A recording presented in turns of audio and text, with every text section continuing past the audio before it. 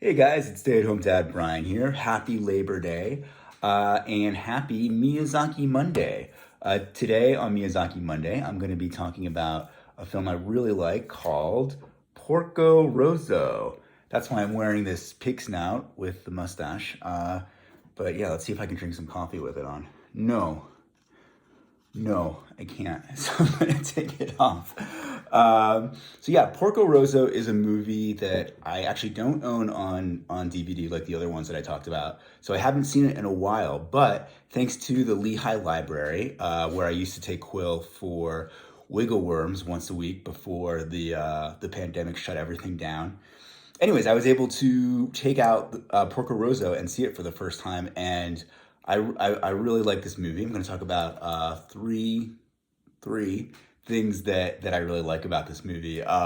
One, it's just a really nice mixture of like silly cartoon stuff with also like really beautiful and a little bit sad kind of storytelling. Like there's all these in the first scene there's all these pirates, these air pirates, and they kidnap all these little girls, and it's like very slapstick comedy. Like the girls are misbehaving and the pirates are overwhelmed. But then on top of that, there's like a lot of stuff about World War I, and the main character Porco Rosa kind of talking about his sort of sense of guilt of having survived while a lot of his friends did not. So that's one thing that I like, that kind of mixture of the silliness and the serious and the beautiful. So another thing that I really like about this movie is it takes place in Italy around the 1930s, and it's a really cool kind of window into what was going on in the country around that time. It's not the main focus, but you see it in the background. And the reason that I kind of like personally like this is I'm half Italian. My last name is Russo, kind of like Rosso. And I don't know a lot about what happened with my family, like before, like when they were in Italy. My grandfather like wasn't.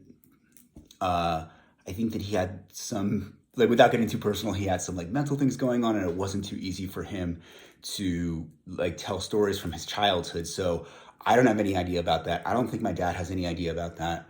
Um, and so to see a picture, even if it's fictional, of Italy around the time that maybe my grandfather was growing up there allows me to kind of like imagine what life would have been like for him, what life could have been like for my great grandfather. Maybe my great grandfather was one of these air pirates causing trouble in the movie, and that would be really cool. And maybe that's what I will tell Quill when he asks about his great grandfather. I won't lie to him. I'll tell him, it's one possibility. You never know.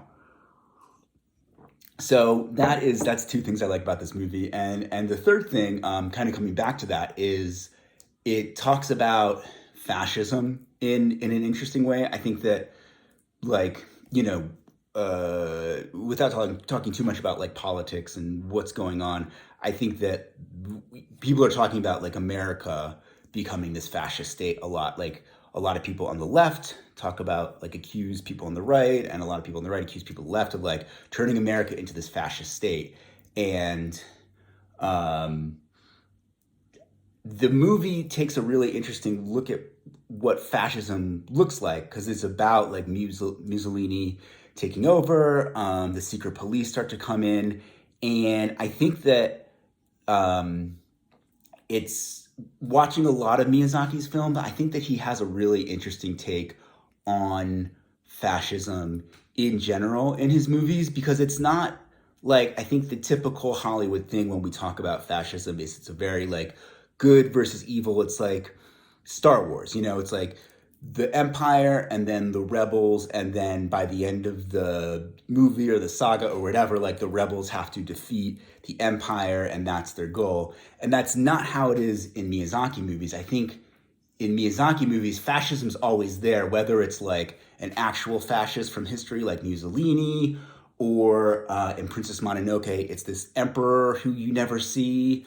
Let's see. Oh, in Nausicaa Valley of the Wind, there's this imperial invading army that comes in and takes them over. But the point of these movies is never to destroy the fascists. It's kind of just like learning how to be free and questioning, like exploring how you can be free even in this fascist government. And it's an interesting take because we talk about freedom a lot, and it's like these characters, they don't wait for the government to give them permission to be free. They find that freedom on their own, and they're not seeking out to destroy anything, fascist government or otherwise. They're just trying to figure out how to exist within that. And I think it's a really interesting take, like contrary to what we're used to seeing in cinema. So yeah, that is my take on Porco Rosso for Miyazaki Monday. Again, I hope you guys have a great Labor Day and a great rest of your week. And I'll see you guys tomorrow. Okay, bye.